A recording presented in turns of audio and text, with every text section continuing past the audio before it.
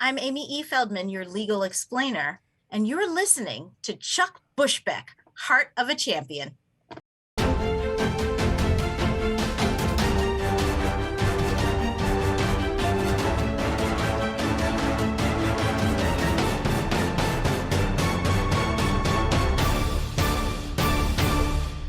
And welcome to Chuck Bushbeck Live. You are listening to Heart of a Champion, and we have an unbelievably talented man in the house named Pat Combs, first-round draft pick, former Philadelphia Philly. Pat, how you doing? Oh, great, Chuck. Great to be with you, man. Thanks for asking me to be on the show. Well, as I was just telling our previous guests, only the best come on our show. We like to run a high quality program here, and we're eager to hear from you. Some of the things that made you the player that you became, the businessman that you are now. The show is really about finding what makes Pat Combs tick. What are maybe even some of the adversities that you went through. But where are you at right now as far as your career? What are you doing currently?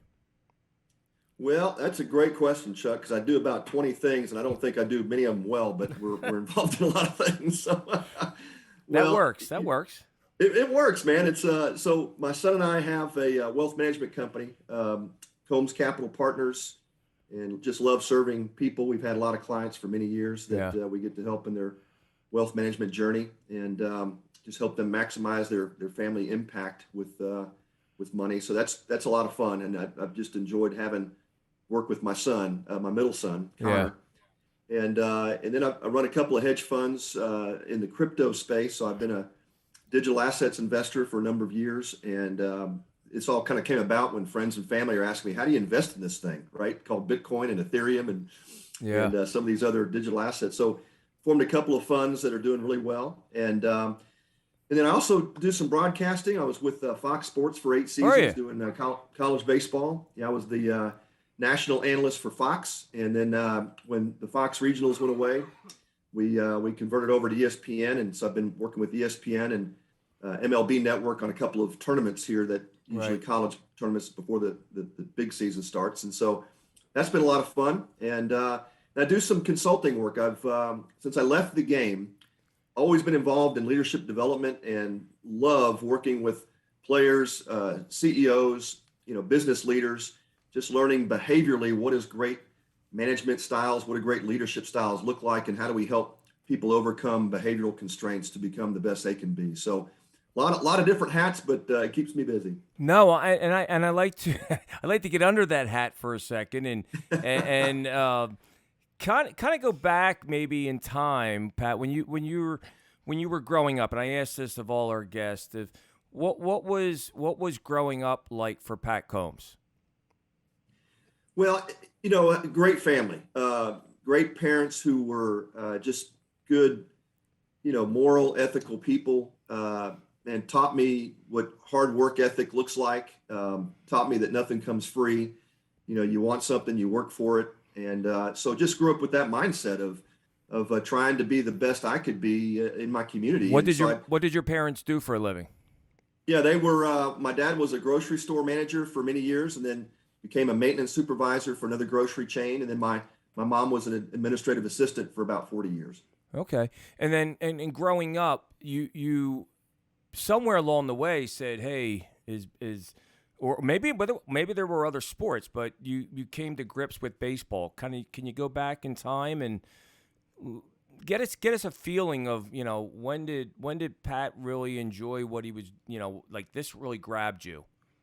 Yeah, well, it all started for me. I will never forget my uncle and I going through a set of baseball cards. He was a baseball card collector, and I was probably 6 or 7 at the time, and he was a huge Boston Red Sox fan, and we, going through all the different cards, but I remember saying to him, and he recalled this years later, that I said, "Hey, Uncle Chet, I'm going to have my face on a baseball card one day."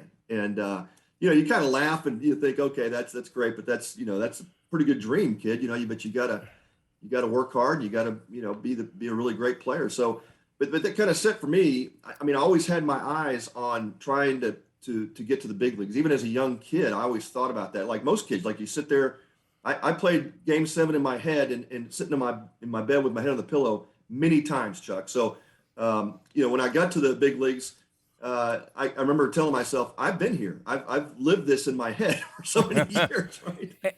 But growing up, I was blessed to be in a community that really valued youth sports, and it was in a suburb outside of Houston called Sharpstown, and the Little League system back then was tremendous. I mean, when I played Little League, there were 3 different divisions of 12 teams apiece, just in that one community. Yeah. So just to give you an idea, it was a tremendous community to grow up in, surrounded by other great athletes. And I played, the 3 major sports, baseball, football, and basketball through high school. And it was probably my junior year of high school when, I started getting attention of some scouts, and then really thought that those dreams could now become a reality at some point. Did you play all 3 in high school, and then just because of the scouts came out, that you said, hey, I think this is the way I'm going? Yeah, that's really what happened.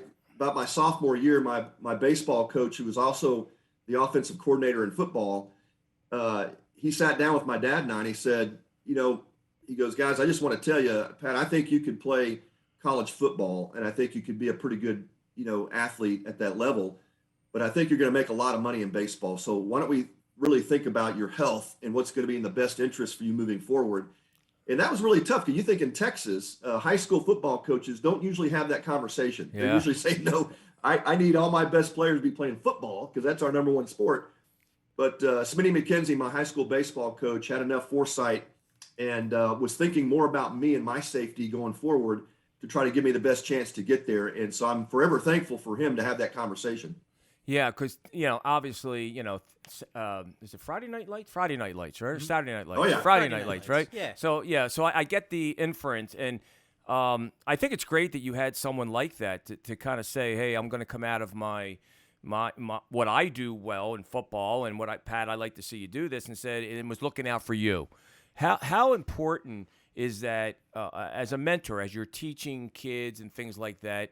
Is that something you try to emulate now? Do you try to look at the kids that you work with now and say, hey, this is what I feel. What do you feel about it?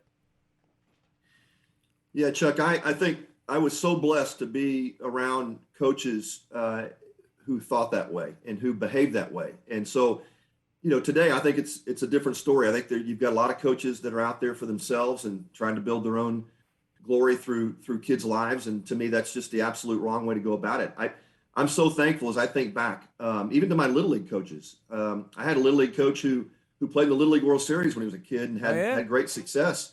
And, he was always about us. He was always about the kids and how he can make us better all the way through high school, even into college. My first college experience was, at Rice University, had a head coach who was more about trying to win and satisfy his career, had a pitching coach who was not built that way. Well, those 2 coaches split after year 1. I almost followed the pitching coach to TCU, but ended up transferring to Baylor. Right. But so I've only had a couple of experiences where I had coaches who were more about themselves than about others. And I just made a decision early in life that I didn't want to be that kind of coach. I wanted to be the coach that was built for the success of others, because to me, that's what great coaches do. They're there to help you get better and help you get to the next level. And when you find coaches like that and they behave like that, it just makes the world a difference. And I think parents have a better experience. I think the kids have a much greater experience. And then the safety and health and welfare of the kids gets promoted rather than the glory of a coach. Yeah. So you obviously, you're past high school now. You're in college. Were you looked at in high school as a professional athlete draft pick, or did it take going to college and maturity to do that? Yeah, I talked to a number of teams between my junior and senior season that would have drafted me had I chosen to go that route. I made it pretty clear I wanted to go to college, and I felt that strongly for a number of reasons. But one, I wanted to have some education under my belt, but also I just felt like I wasn't ready to leave home at age 18 and go, play professional baseball. Had a couple of guys that were ahead of me that did that. And the word I got was, baseball at the pro level is so different than even the college level. And I think when you talk to any athlete who's been down each of those paths, if you have the opportunity to go to college and develop yourself in a really good system, I think you're much better off taking that route. Look, how many guys make it to the big leagues at age 20, 21? Not many, right? A handful. And so if you can spend those development years without the pressure of baseball as a business, and then you're able to also have the benefit of getting some education under your belt, so that if baseball doesn't work out, which it doesn't for the majority, you go back and finish your degree. Now you set yourself up for something better down the road. So where were you in your career at college? And you were obviously a first-round draft pick, but you also played for the United States Olympic team. Did those two come very close together, and how did that all evolve? Yeah, it did. And I'm taking you back a little bit in time. No, I love it. We love it. That's what we do in the here. 80s, right? So 84 team, 88 team, those were the demonstration sports for the USA team. And baseball had just been reintroduced to the Olympics back in 84. So, going into college, you know that's out there, because at that time, the USA Baseball Federation was using only amateur players. Now, we would play other teams like Cuba, Japan, Taiwan that were using some of their professional players, but the USA went with their college players. And so that dream, that ability to play for, the USA team was there. And in the back of your mind going into college, you obviously hope you can get there, but it did converge. My sophomore year, had a great season at Baylor, went 9-1 that season, was chosen as one of the top 25 players to go out to Millington, Tennessee, and form up the USA team. That was the year you would play in the Pan Am Games. Yeah, that was the year prior to the Olympics. So we had our core group of USA players assembled that summer, and guys like Jim Abbott and Andy Bennis, Silvestri. There was Tino Martinez. There was just a number of great players that came together to form that initial team. That became the core group that then came back in '88 to form the Olympic team. So, tremendous experience. It was really unbelievable to wear the USA across my chest, and probably one of the more memorable things I've ever done. What was so, in a way that made you a better person? Obviously, you're playing international ball. Did you go into other countries, and what was the effect of that? Yeah, that's a great question, Chuck. I mean, I think any young person has the ability to travel internationally and experience different cultures and just the different ways of lifestyle. That to me was a huge eye opener. I got to travel to places like Japan and Cuba and Korea. I mean, those experiences, I think back and able to be a part of a team that got to travel. So in one sense, you've got this incredible pride that you're playing for the USA, you're playing for an entire country, and you're going into these hostile regions to play baseball. Yeah. And places like Cuba, for example, we were the first American team to visit there in 27 years. And you were that team. You were that team that Fidel Castro led in. You got it. You were on that. Okay, fantastic. We were that team. Love it. And Fidel shows up the first game, and I'm getting ready to try to start the game, and we'd already warmed up, and we're, getting ready to tow it up, and here comes Fidel. And of course, the game gets held up for 15 minutes because he wants to go down and talk to the Cuban team and get them pumped up. And then he's trying to come across to talk to us. And I'll never forget, Ron Frazier, our manager at that time, who was the head coach at University of Miami, very attuned to the Cuban issues at that time. Yeah. He came out of the dugout and basically told the entourage he didn't want Fidel coming to our dugout. Well, had that work out right. I know there was a lot of political spin around that, but we had a former guest on, Adrian Hernandez, also known as El Ducasito, had a pitch for the Brewers and the Yankees for a little bit, and he was very candid about growing up there.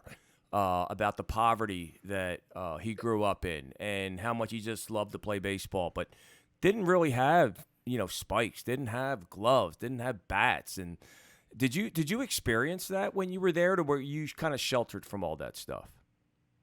No, we actually got to experience it, which to me, that's part of that culture thing. When you come over as an American, and of course, growing up here in this country, knowing, just the benefits that we have. Look, I grew up in a middle-class home. We didn't have a lot, but I always had a glove, always had a bat, always had, good shoes to play in. But yeah, you go over to Cuba, and probably our first or second day, we were able to go out to the beaches, and, we saw a group of kids playing stickball on the beach. They had literally a stick. Yeah. with a taped up, looked like an old, uh, maybe Sock. the core of a baseball or something. Yeah, but they just had tape wrapped around it just to create something they could play with. And then you think that's all those kids had, and they're running around in their swimsuits. And we actually joined in the game and were able to play with those young Cuban kids at that time. And I think even USA Today had a picture front page of us doing that. But yeah, you get to experience that, Chuck, and you see that there are countries that like Cuba at that time that just didn't have much, and it sure made you appreciate what we have here in our country. Were there any differences or similarities? You had mentioned Japan, Korea, Cuba. What was your takeaway from this experience? I mean, it had to be, you got USA. You're coming from, an affluent country, and you're going to visit some, not third world countries, but Cuba is difficult. Yeah. And what takeaway did you get from going and playing in Japan, Korea, and Cuba? What was the experience that you needed to feel in order for you to become the major leaguer that you became? Well, I think one is just the absolute pride that we have in this country, and to think when I was growing up that, when we were taught baseball is our pastime, right? We created baseball. It's our sport. Yeah. And then you go internationally and play, and you see the passion that these fans and these other players have about the game.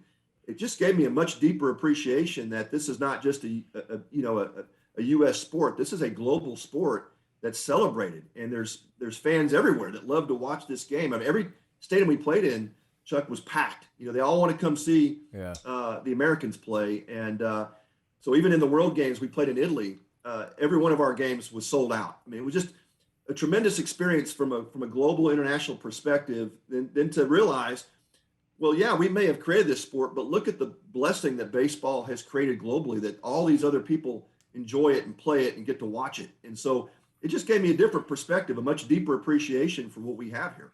Now, when you came into town and you said that the stadiums were full, did they look at America as that team that we need to watch what they do because we want to be like that? Did you get that sense? Yeah, and that's something that Ron Frazier and in '88, Mark Marquis, who was our coach, the head coach at Stanford for many years. And they tell you that going in, right? That you just have a target on your back. Whenever you put the red, white, and blue on, you just know that everybody's out to get you.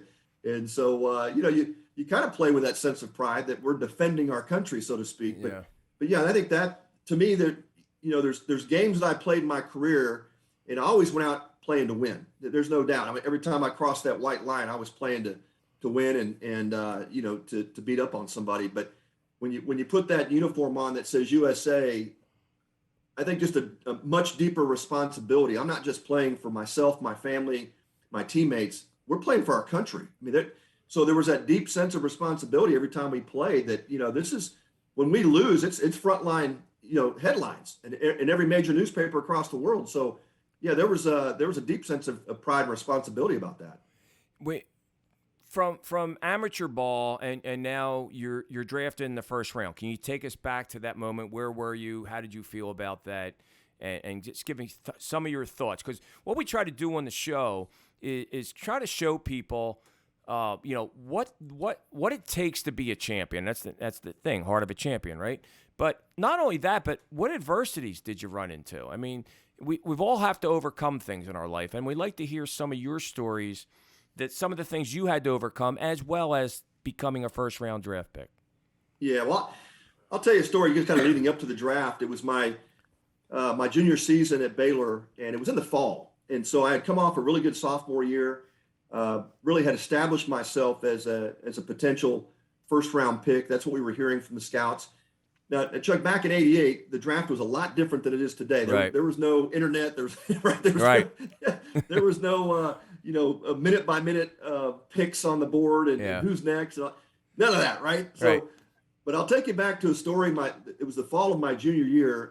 My pitching coach at Baylor was a guy named Sid Hudson. Now, Sid had played Major League Ball, had also coached with the Washington Senators, who then became the Texas Rangers. And so Sid had been a longtime scout, and he came on board the Baylor staff my junior season. And so we're in the fall. I'm working with Sid and having a really rough bullpen one day, and I'm just mad as a hornet, throwing stuff everywhere. Getting even more angry at myself for not having a good pen. And Sid pulls me off like probably about 3/4 of the way through the bullpen session. He said, "Son, what's wrong with you?" And I said, "What do you mean, what's wrong with me?" He goes, "Why are you so angry?" And I said, "Well, dang it, Sid, can't you see I'm having a really crappy bullpen and it's pissing me off?" And he said, "Well, son, let me tell you something. If this is how you're going to react in a bullpen session, what's going to happen if you don't have your crap together out on the mound in a game?" Yeah. And I said, "Well, I get mad out there too." And he said, "Well, how's that working for you?" Right? That's great. And I said, well, Sid, I think sometimes I pitch better when I'm upset. And he said, "Well, I get that, but there's a line you can cross when it's going to affect your performance. And if you can't keep your head together here, I can promise you, you're not going to make it to the big leagues. If that's your goal and dream, you better get that anger issue under control, and you better channel it in the right way, because this is not going to work for you." And I tell you, that was the first time I think a coach had really gotten in my grill. And I mean, he kind of aired me out in front of my teammates. And here I was, the big dog coming off the Team USA thing in '87. Man, I'm the dude, right? And I'll never forget. I went back to the locker room and really broke down a little bit. Like, really? Man, it was a turning point for me, because I had a coach who was a truth teller and was not afraid to get in my grill and let me know about it, even in front of my teammates. And I was ticked off about that for about 2 days. And then I came back around and told Sid I really appreciated the feedback and I need more of that. I said, "Sid, if I'm going to get there, I need your help. I want to learn from you." He said, "Perfect. Let's go to work." That for me was a turning point. Had a great junior season, and then obviously became a first round pick with the Phillies, 11th pick taken overall. And just that whole leading up to, I mean, Sid would tell me, because he had those relationships with the scouts, he would just give me updates. "Hey, here's what they're seeing. Here's what they're thinking about you. Here's the things they want to see you improve on." And so that feedback was just tremendous for me to be able to mature and develop as a young player. Yeah. So that was a monumental moment. Take us to draft day. You mentioned that, obviously they don't have the big ESPN production they have today. So did you get a carrier pigeon come to your house with, "Hey, Pat, we drafted you in the first round"? Go back to that. Right? Go back to that. Yeah. Yeah. Back then you would fill out these cards and information packets that the clubs would send you. And of course, we didn't have cell phones back then. So we would list our home number, and then, the scouts would tell you, "Hey, stay by your phone. You're going to get a call at whatever hour we think, we're going to call you, depending on our draft order." So the draft starts. I mean, I don't even know when the draft started.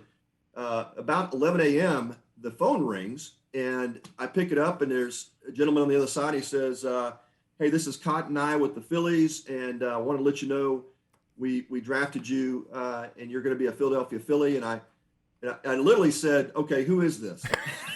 He said, "Well, this is Cotton Eye." And I said, No. Who's messing with me? Who is this?" And I hung the phone up. No, you didn't. Phone rings back again. I pick it up. He says, "Pat, this is really a scout for the Phillies. My name is Cotton Eye."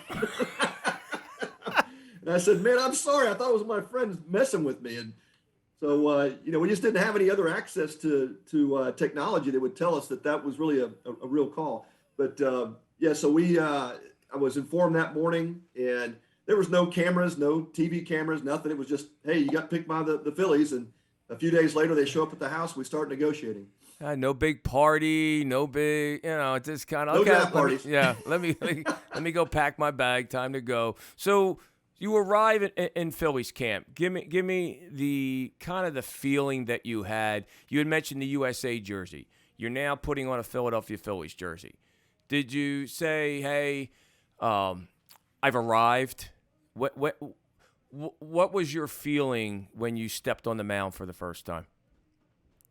Yeah, I mean, absolute dream come true. It's the thing I'd been thinking about for many years. I mean, I can't think there wasn't a day in my childhood when I didn't think about putting on a major league uniform. And so that was my dream, my everything, and even thinking back, there were in certain summers, I think when I was 16 and 17, I played on 4 or 5 different teams that summer. Chuck, I was one of those guys who couldn't get enough baseball. I loved it. I drank it. I ate it. It it was everything. Yeah. And, to the point, even when, I had a few girlfriends in high school, but, when baseball season, came around in January, February, I broke off relationships over it. So it was that bad. Yeah. So I was obsessed with it. It was, if somebody wants to say you were addicted to it, absolutely addicted to baseball. So I loved it. So getting to the point where I put on the major league uniform and get to step on the mound. I mean, it was in some sense it was surreal, but in other senses it was like, well, this is what I've worked for my whole life and I've earned it. And now I get to wear the uniform. And so again, just a deep sense of pride and thoughtfulness of, I've worked so hard to get here. Now what's next? What do I do now? And so, but I can tell you this, I was probably more prepared for that moment than a lot of guys, just through my relationship with Sid Hudson, who had been there, done that. Yeah. Playing on the USA team, playing on the international stage against some of the best competition globally. So when I got there, I wasn't overwhelmed. I felt like I belonged there, like I was supposed to be here. And so I never one day thought, oh my gosh, I'm just thankful to be here. No, it was like, this is where I'm supposed to be. So I'm gonna go a little bit down the rabbit hole on you. So do you think that your vibe that you're putting out, okay, attracted these individual circumstances to your life to match your desire to be a major league player? I don't know if it's coincidence you ran into this coach in college. I don't know if it's coincidence you were on the amateur USA team where you learned lessons there. Do you think that because of the wanting that you had, you mentioned breaking up with your girlfriends, the wanting that you wanted to become when you were back as a child, thinking about being on a baseball card, do you think all these circumstances played into the fact that made you and gave you the temperament that you needed to play professional ball? Deep question. Chuck, I think there's no doubt about it. I mean, absolutely no doubt. I think there's, for me, and I know there's a lot of different ways to get there. For me, I was so dedicated to the game and being the best I could be. I was really good at eliminating those distractions. I was not going to let alcohol, girls, drugs, anything get in the way of that dream. And so it was just the priority for me. And so everything that I did was focused on getting to that moment. Now, I also recognize that can be dangerous. When you think about your mindset and everything that goes into that, trying to create your own destiny and then seeing it happen, boy, that can bring about a lot of arrogance and just feelings of hey, you created this, right? Yeah. And so I was not as thankful at that moment that I needed to be for the people around me that helped me to get to that point. Right. There was I would call it a spiritual awakening for me. Soon after I put that big league uniform on and was now pitching in spring training as a rookie for the Phillies. And in probably about 2 or 3 games into spring training, I had a pretty successful start. And, thinking about, this is all about me and look what I get. Look what I've done. Yeah. And it kind of hit me that, okay, well, you've achieved all this. You're here at this point. Now, you hadn't pitched in a big league game yet, but I went to a chapel service my rookie year, and Mike Schmidt was the one who had made the invitation. Mm-hmm. And so, you go into Phillies camp and you meet a Hall of Famer like Schmitty, right, and he's inviting you to go to a chapel, and you're like, okay, well, what's this all about? And I went to a Baptist University at Baylor and never went to any of those types of things. I just was all focused on baseball and school at that time. But Mike Schmidt makes that invitation. I go in and sit down and hear this Jewish guy named Steve Kreloff talking about a relationship with Christ, and that needed to be the most important thing in your life. And for the first time, it kind of hit me like, well, I've achieved so much, but I've never made this spiritual decision. Yeah. And so doing that day set me on a different path for the rest of my life, Chuck. But that was probably the first point during that spring training session that I thought, this game's not about me. And it really is about a higher purpose, a higher meaning, a much deeper meaning than just playing baseball and being the best you can be. When you feel, and I think we all go through this, and that was your, I get not so much an aha moment, but you came away a different person. When you go back out and you know how baseball is, you know the distractions that are around you. How do you deal with that as a professional? Not so much you're holding on too tight, but you're not allowing yourself to go astray. What keeps you intact? Well, that I think that moment changed me in the way I looked at it, from the standpoint of, if and my wife now will tell you, Christina and I've been married 32 years, but she would tell you back in my younger days, I still had a battle, right? It was that internal mental battle that exists for every player at that level, that when things are going well, you tend to give yourself a lot more credit than you deserve. Yeah. When things aren't going well, you start searching, right? Because you're looking for that edge. And I think that's the struggle and the battle that every player at that level has. You've got to figure out really quickly, what helps you to stay consistent and disciplined to the things that got you there, the things that make you successful, and what are the things that distract from that. And if you don't figure that out quickly, you're not going to last long, because playing at that level, every player has the talent to beat you. Yeah. And if you can't figure out how to stay consistent and disciplined to whatever system you develop, you're just not going to last very long. And then you got all the other issues that come into play, like for me, the injuries that came in, and then having to battle through that. That the whole psychological part of the game is really something that grabbed me, because I got to experience, Chuck, playing with some unbelievably talented people that are the best in the world at what they do. And man, the difference in performance is just so minute at that level. And so you've really got to be at your best, or try to be at the best you can every day.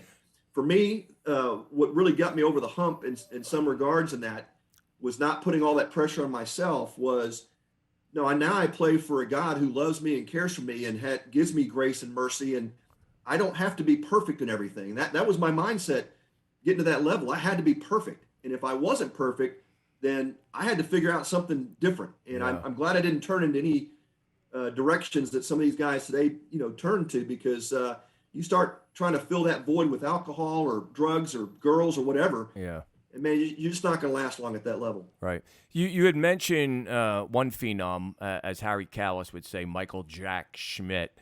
I don't imitate him that well, but who would you say were the guys that you remember that were just the best around you? Who are they? Oh man, yeah, so thankful I got to play with guys like Tommy Herr. Tommy Dickie Herr, there's a Thon. name I haven't heard in a while. Yeah, Tommy was tremendous. He was the quiet leader on that team. Yeah. Guys had so much respect for him, what he had accomplished with the Cardinals. Then we got him. Yeah. He was late in his career, but just a very steady presence. Dickie Thon was the same way. Yeah. Kenny Howell, God rest his soul. Kenny was just a tremendous guy in my life when I first came up. He kind of took me under his wing and taught me how to stay out of trouble. I mean, Kenny was that guy. He just looked out for his teammates. Yeah.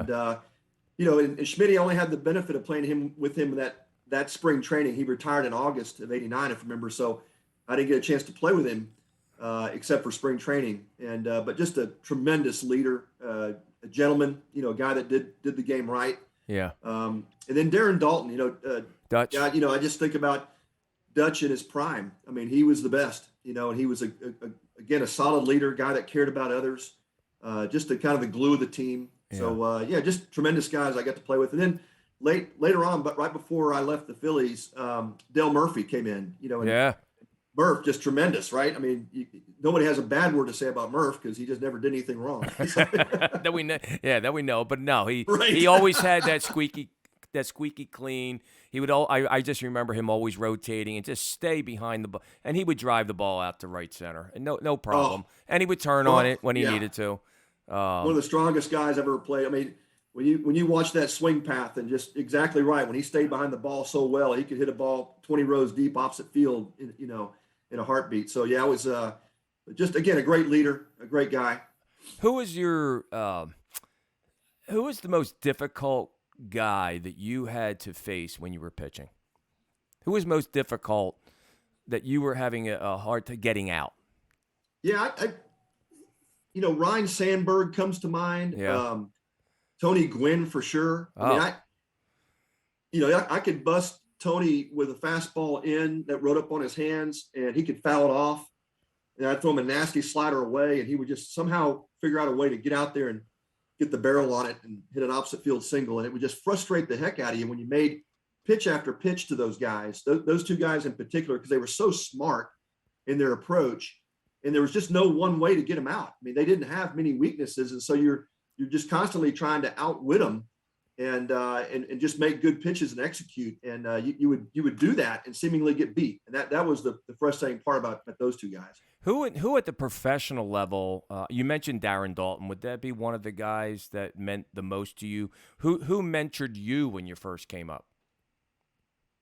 Yeah, I think I could say Darren, especially, Don Carmen, Oh yeah, who was around for a lot of years with the Phillies. Don was great early on and, took me under his wing as well.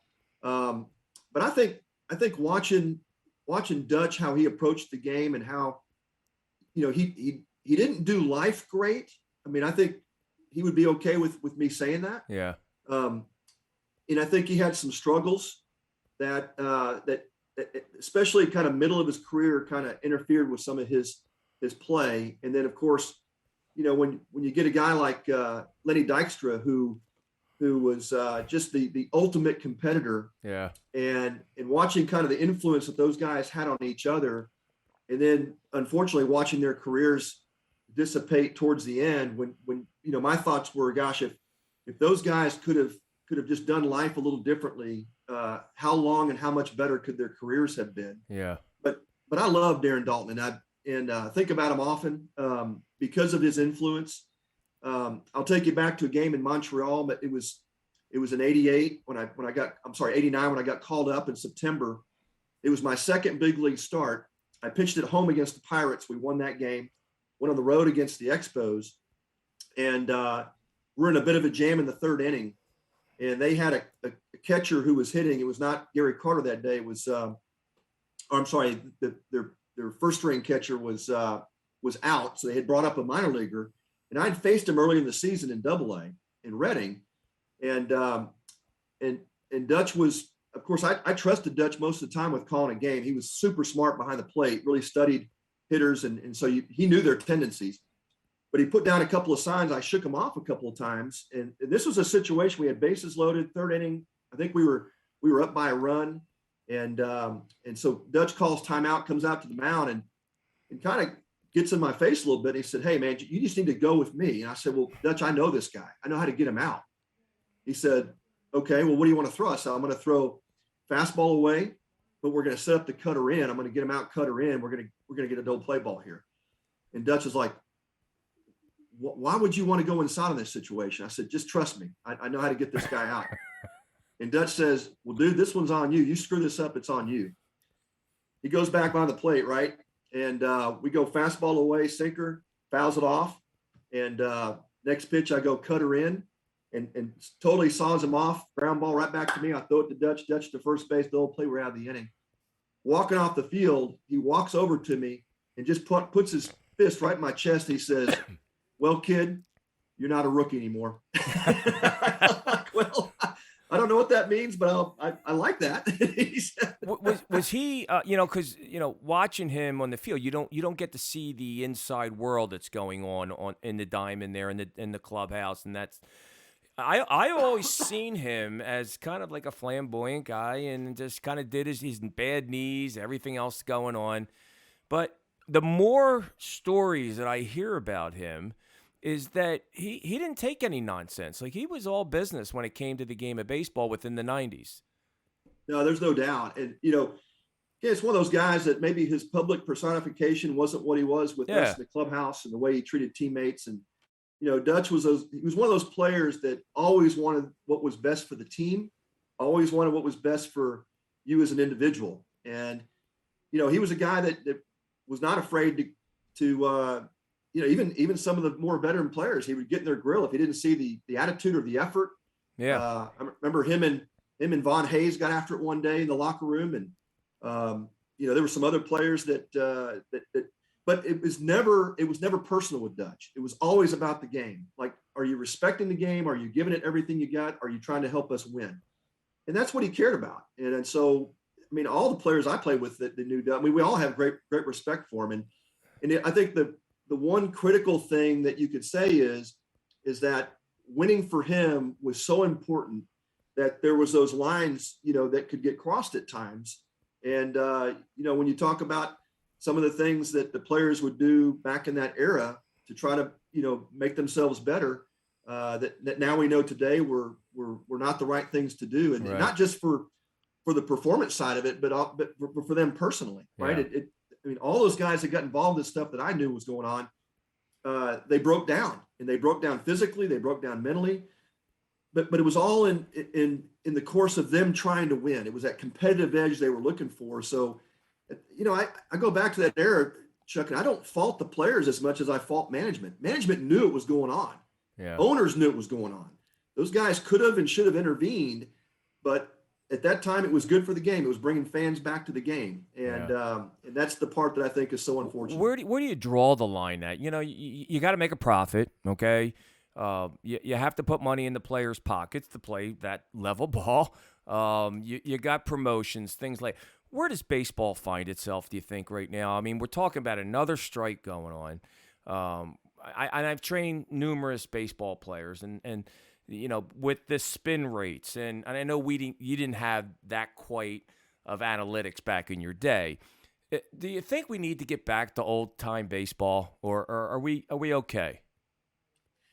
The game is not okay, and I think you've got either a small group or one or two individuals that are calling a lot of these shots, and it's to me, when you concentrate that much power at the top. And you see these rule changes, and you see the way the game has in their minds progressed. Chuck, I think it's regressed, and it's unfortunate. And I think we need better leadership at the top down.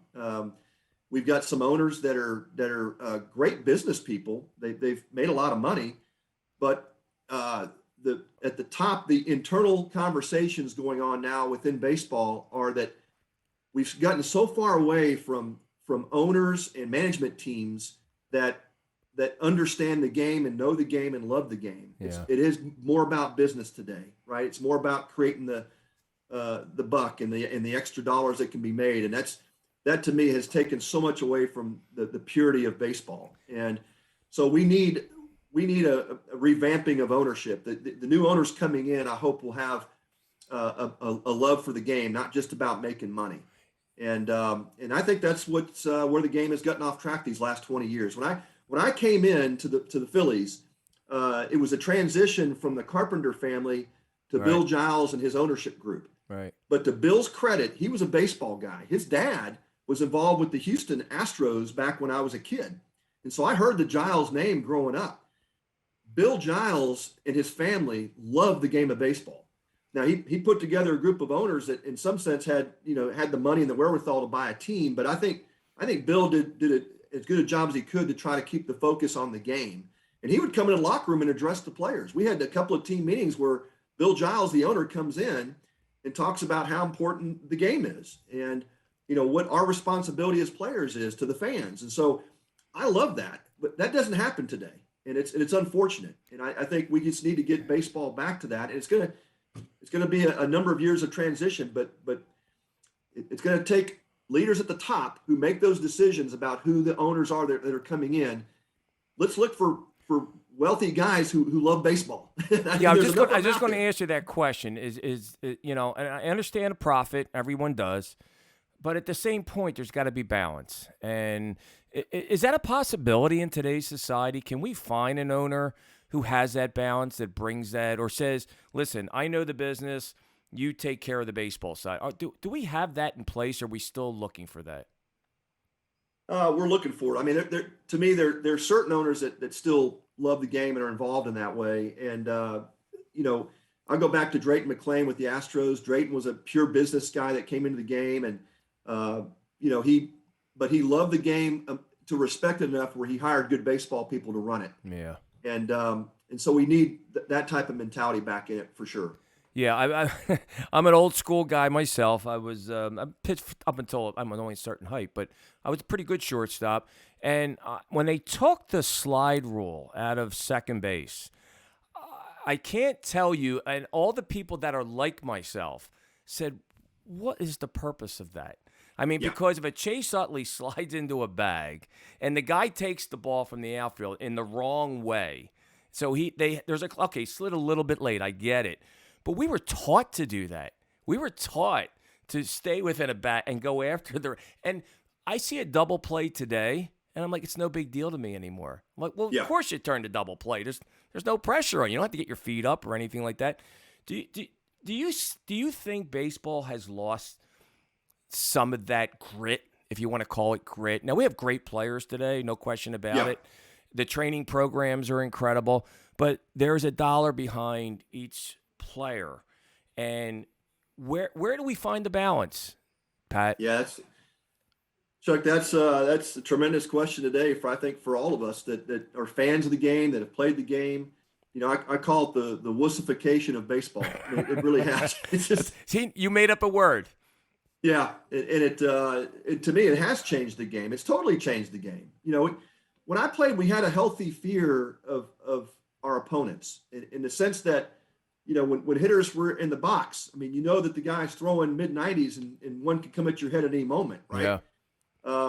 You know, think about the Bob Gibson era. I mean, that was pure baseball, right? Yeah. I mean, if a hitter acts like an idiot, next time he's in that box, he better be, you know, thinking about his life because that ball's coming in your ear hole. And to me, there's nothing wrong with that. And, you know, I hear fans today say, oh, no, it's all to protect the players. I'm like, we protected each other. You policed your own game. We played our own game. Yeah. We knew what the rules were. We also knew what the unwritten rules were. If you had a guy that went so far on the line and took out your shortstop, I'm drilling that guy. I'm sending the message, dude, you don't take advantage of my shortstop on that play. Look, now, if you're within, you know, 4 or 5 feet, he doesn't get out of the way and he takes a cleat, that's his fault. That's on him.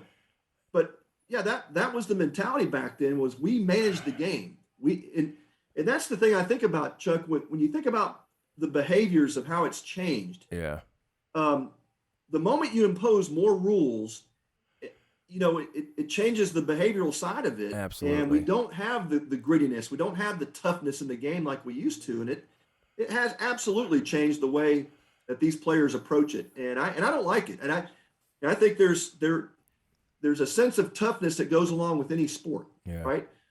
When you overcome adversities and when you defend each other and when you play the game the way it's supposed to be played, there's a toughness that you develop as a team. And now that toughness and grittiness doesn't seemingly get rewarded as much. Yeah. Yeah, and sorry to kind of cut you off, but I kind of, to go back a little bit to what you were talking about, Pat, with, you know, baseball almost becoming more of a business and less of a game these days. Yeah. I think a lot of what you just called like the wussification of the game kind of comes back to how inflated, you know, the value of these contracts that these players are getting. Like, you've got a guy like Bryce Harper who's making, what, $130 million a year to play baseball. And, you know, these owners want to protect their investments. You know, a guy like Bryce Harper gets, you know, drilled and, you know, now is missing 2-3 games. That's a lot of money out of the owner's pocket. That's, you know, seats that the Phillies aren't going to be able to sell. Obviously, you know, you can't start pulling back the money that you're going to be paying these guys. They're just going to go play something else. These are tremendous athletes. Like, they're not, you know, but do you see any kind of like way out of that? Like, just with how much money is going into these players and the owners wanting to, you know, protect those investments, do you see like a way to kind of get back to that, like, just good old fashioned baseball? Yeah. Great question, Joe. So, you know, I think about how the financial part has also changed that, you know, and when you have players that, like you talked about, making hundreds of millions of dollars, the first question you have to ask, is there something wrong with that? Is there something wrong with rewarding a player who draws more fans to the ballpark, who, you know, creates more profitability for the team? Absolutely not. In fact, I say give players more money. They're the ones that are responsible. You know, if you're thinking about just a pure capitalistic system, they're the reason people watch the game. These great, tremendous players, these superstars, right? But I think in some sense it's the rules around that have been created to protect those players that then changes the game. You know, the example of Bryce Harper getting drilled and out of the lineup for 2 or 3 weeks. Well, look, Bryce Harper understands the game and the way it's supposed to be played. Now, if the rules allow for that, he'll make those adjustments. And he's still going to get drilled every once in a while. But I think what that will also do is it'll change the behavior. You know, guys that played the game right back in my day didn't have to worry about a lot of that stuff. They kept their head down. They hit a home run. They didn't flip their bat. They didn't show people up. They got around the bases and scored, right? Yeah. Well, you're not going to throw at that guy next time. Now, you may try to back him off the plate. And we had that situation in Shea Stadium when I was pitching against Doc Gooden. We had that huge brawl in 1990. You know, we hit a couple of home runs off Doc. He tries to go inside on Dickie Thon, and the ball got away and drills him. Well, Dickie comes back in and says, he was throwing at me. And I knew he was just trying to back Dickie off. But when Dickie says he's throwing at me, well, my job is to go protect Dickie Thon. Mm-hmm. So I drilled Doc Gooden. Now we get into a brawl, but it's over at that moment, right? The brawl's done. It's over. We go back to playing the game. Doc and I correspond after that. And he said, hey, man, you're doing your job. I'm doing my job. It just pissed me off. You threw at me. And I'm like, well, is it over? He says, it's over. That's it, right? I get back in the box. The back of my mind, I'm thinking, next time I'm facing Doc, he's probably going to drill me. Yeah. And he threw 3 strikes in a row, and I went and sat down. So it's like, yeah, I'm not sure if the modern player is able to just walk away. I mean, maybe on the field, a handshake, and hey, you know, you got me, I got you, whatever. But I know the media keeps the ball rolling because that's what sells whatever they're selling. Mm-hmm. But I mean, I go back to, you know, the Phillies and the Royals in the World Series, and you got a guy like Dickie Knowles, and he just buzzes the tower on George Brett and knocks him off his feet.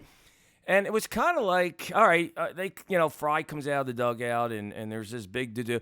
And I thought, hey, he had to do what he had to do. They have a pitcher too, and I think, does baseball not police itself anymore? Is it done from social media?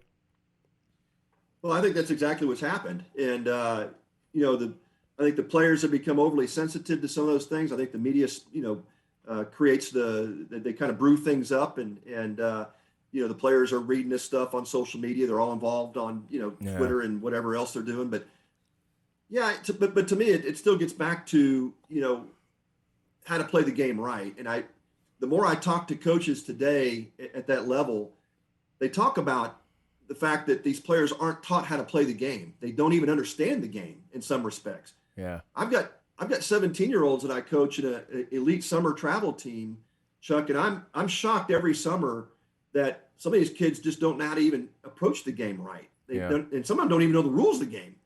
I literally had an elite player didn't understand the infield fly rule. Oh. And so the shortstop, infield fly is called. He's at second base. The ball's dropped. He starts taking off to third base. And he gets thrown out. I'm like, what are you doing? He says, well, he dropped it. And I said, it's an infield fly rule. The Dead umpires ball. are yelling infield fly. He says, yeah, but I thought if he dropped it, the ball was live. I'm like going, my goodness. I mean, we're not even teaching the kids the proper way to approach the game or learn the game. And so, but that's what happens when they sit in front of their video games for, 5 hours a day playing video baseball. You learn the game out on the field. You don't learn the game. Well, I'm glad that you had brought that up because, and maybe this is maybe this is in some small way, maybe people that listen to this say, hey, we really have gotten away from our values, and the game is going. The game is struggling right now. There's no question about it. But these were the glory days where you can go out, with the family, get a hot dog and a beer, whatever. And life was good. It was just part of our world. And it just seems so chaotic now. But I hope, with your insight in some of the things you were just saying, maybe it changes. Hopefully we find some common ground to return the game back to what we think it should be. And I think other people feel the same way. I don't know what that is, though. Maybe you have an insight or two other than just keep plugging as we would do back in the day. Just keep plugging. That's all you can do. Yeah, Chuck. I do think the pendulum swings back and forth. We see it in just about everything, right? It all cycles in and out. I mean, I'm in the financial markets every day. It cycles, right? It's the way it is. Now, can we artificially stimulate stuff and keep it, where it's not supposed to be for a long time? Yeah, that can happen too. But I do think, there's a lot of wisdom around the game, and at some point it will swing back. I think there's going to be a middle ground here. And look, I focus on things I can control. I can't control what goes on the major league level. I don't have any influence there, but I love coaching kids today. I love teaching them the game. I wrote a book about just parents and coaches focusing more on using the game as a platform to teach your kids about virtue and character and the things that are going to last the rest of their lives, not just on winning games. And so those things are important to me. And those are the things I focus on, not so much, what rule can we change tomorrow that's going to make the game better, but, how do we help kids and teenagers do life better and use baseball as a way to teach them about life? Well, I hope we do get back to that. But what would be your final advice on you had talked to one of our interns actually before the show started, a college ball player, throw hard, right? That's what we're all told to do. but at the major league level, you better learn how to pitch. But other than the sequential aspects of playing the game mechanistically the right way, what attitude, what kind of advice would you give young players growing up? And even parents going to the game, because that's been an issue. What? Maybe there's two pieces of advice here. What would Pat Combs say about that? Well, I love talking to Anthony. It was such a pleasure to be able to talk to him before the show here. But yeah, my advice is always, look, you work hard, you develop the disciplines that are going to help you become a better ball player. And for a young pitcher, try not to get caught up in throwing hard. Yeah, throwing hard will get you drafted. That seemingly is the number one metric that they're using today, is all these radar guns that are that light up the 95s and 96s when you're in college. But I the same story I tell all these kids, even at 16, 17 years old. You still have to play the game right. You got to pitch the game right. You got to learn how to pitch. Yeah. So learning how to locate your fastball, learning how to throw off speed pitches and command it, and being able to throw it in no count and behind count situations. Those are the things that make good pitchers great. And so if you want to be a good thrower, go out there and just work on velocity all day. You can build arm strength and increase your velo, but that may get you drafted. It's not going to help you get further than that. So but I think it's also, Chuck, it's the players today deciding what type of player do I want to be. And to me, those are the things that you and I get to teach this next generation and generations coming up is, guys, the game is a beautiful sport. It's a beautiful game. Yeah. Here's the things from a life perspective that it can teach you that are going to last you the rest of your life. And I want you to be a great man, a great husband, a great leader, involved in your community. Here's what you do to get outside of yourself and to serve others well. And I think that to me is the greater message we can ever have as coaches and leaders and parents. Pat, you have been a breath of fresh air. I'm glad to see one of my elder statesmen come back and talk about the game the way I feel about it. So I thank you for that. You do have a heart of a champion. That's why you're on the show. Where can people buy your book? Go over where your book is located, where they can purchase it, and where can they reach you at for any other reason? Oh, thank you, Chuck. Well, I appreciate the plug, and thanks again for having me on the show. It's been a pleasure. I love talking baseball, as you can see, and we could talk for 4 hours. We could. Yeah, so the book is called More Than the Score, and you can get it on Amazon, Barnes & Noble, any major book retailer. But I would love for folks, if they have an interest, and if you've got kids playing or you're coaching, I think it's a great book for you. Fantastic. And for all you that are watching this video, please go to our YouTube like button and squash that button, and also subscribe to our page so you can see fabulous videos like this, like the one we did today with Pat Combs, former #1 draft pick. Just a man of character and understands the game and what's involved, not just physically but mentally. And I thank you for that and sharing that information with us. Chuck, thank you, man. Appreciate it. All right, and that's going to do it. Thank Pat once again. Thank you very much for my producer Joe Lee, for our intern that was here earlier but had to leave early, and my executive producers Jim Sims and CJ DeRoma. I want to thank everyone for tuning in, and again, the YouTube button, hit the like, subscribe to our page, and we will see you next week for another edition of Chuck Bushbeck Live, Heart of a Champion. Thank you, Pat. Appreciate it.